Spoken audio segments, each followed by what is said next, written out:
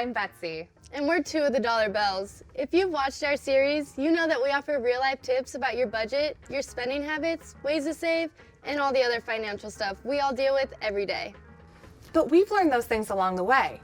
It's not like you magically know how to balance a budget or effectively manage your credit cards when you become an adult. That's why we think money management courses should be offered in college or even high school. While some schools do offer these types of classes, we'd love to see it be a requirement or at least available across the board. But until they tap us to start running universities, we can at least tell you what we wish we had known before we were full-time adulting. Number 1, how to create a budget. Oh, like the little Australian birds. No, that's budgie. Exactly. A lot of times young adults are left to their own devices when it comes to creating a budget, which means a lot of trial and error, and the occasional missed bill or high credit card balance. There are a lot of apps available that will help you budget, so maybe that's a good place to start. Just being aware of how you're spending your money is a good first step to figuring out how you should be spending it. Number 2, how to safely establish credit. We have a whole video on how you can establish good credit history. We'll link that below, so we won't go into the nuts and bolts too much here.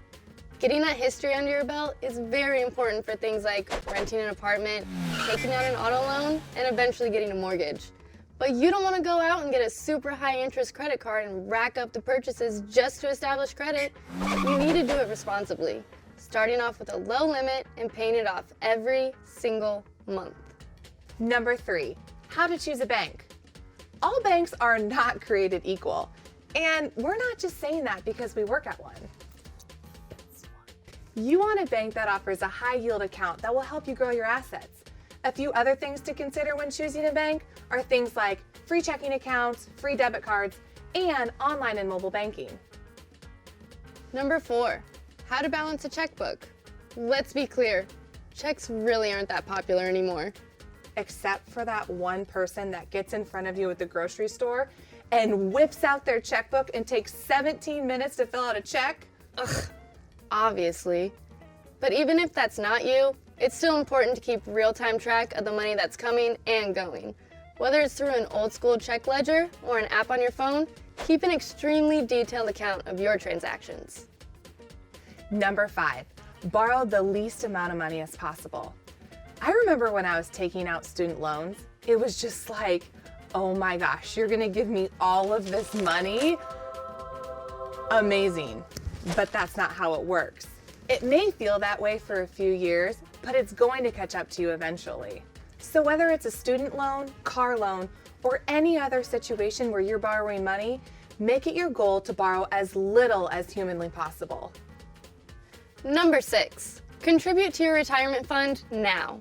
When you're in your early 20s, retirement is probably the last thing you're thinking about. It's easy to put off contributing to a 401k because you think you have the next few decades to figure it out. This is a terrible idea. Start contributing to your retirement as soon as you possibly can. Thanks to the magic of compounding interest, you'll have so much more money for retirement if you start young. Contributing even a small amount out of every paycheck in your 20s will make a bigger difference than if you start saving huge amounts later. So get on it. No excuses and no exceptions. Well, those are just a few things we think are pretty crucial for young adults to know as soon as possible. If you don't feel like you have a good grasp on these, and you're not alone if that's the case, consider looking for a financial basics course online or in your community. And in the meantime, hopefully this gives you a good start. Thanks for watching today. We'll see you next time on Dollar Bells.